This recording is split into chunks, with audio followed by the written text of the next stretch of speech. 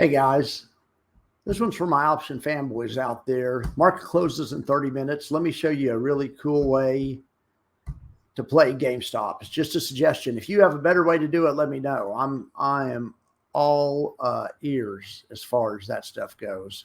But I have a couple of ideas. Okay, so here's the first thing I noticed. I was over on bar chart, and I was looking at the highest implied volatility, and I noticed that this 125, 128, and 100 strike calls for GME are trading at almost a 500 vol. So I'm trying to think of a strategy to put that extrinsic premium in my account. So I go back over here to option strat, and I start with the double diagonal.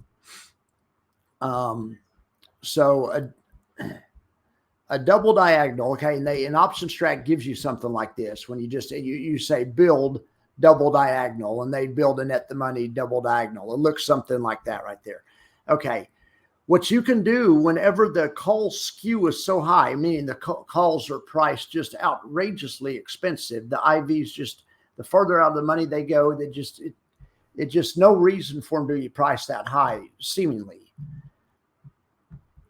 Okay, in option strat, you can look at the little, they put green tick marks on top of the strikes that have more volatility. Well, look at this 100 strike.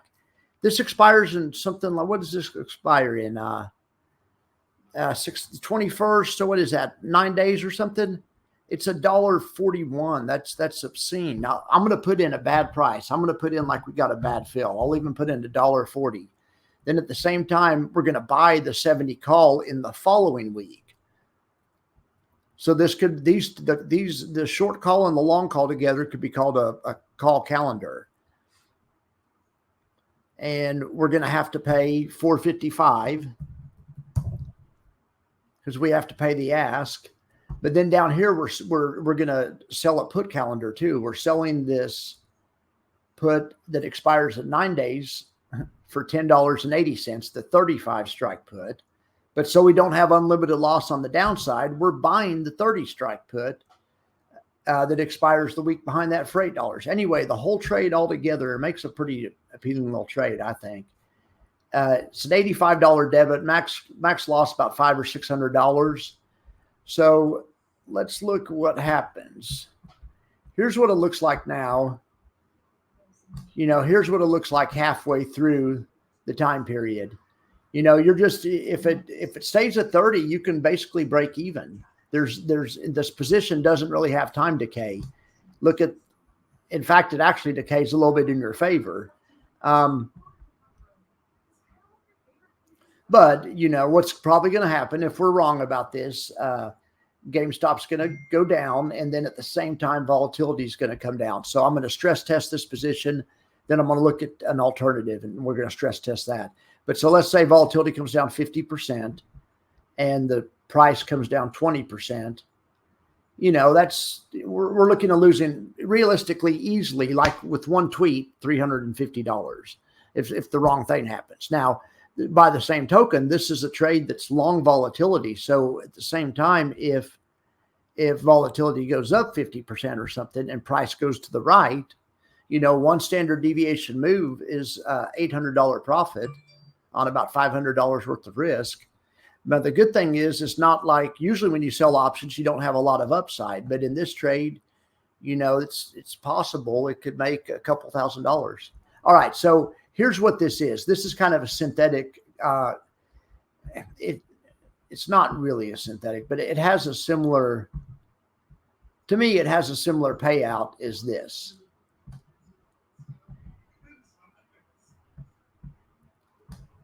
Look at that profit loss graph, and look at this profit loss graph. Very similar risk, very similar reward.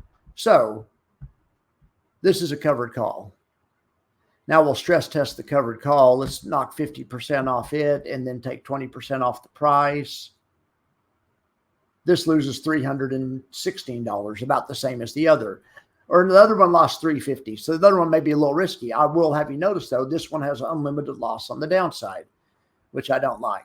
But, I mean, this is not a bad trade. This would be a nice way to play it. It's buy 100 shares of stock and you write that call.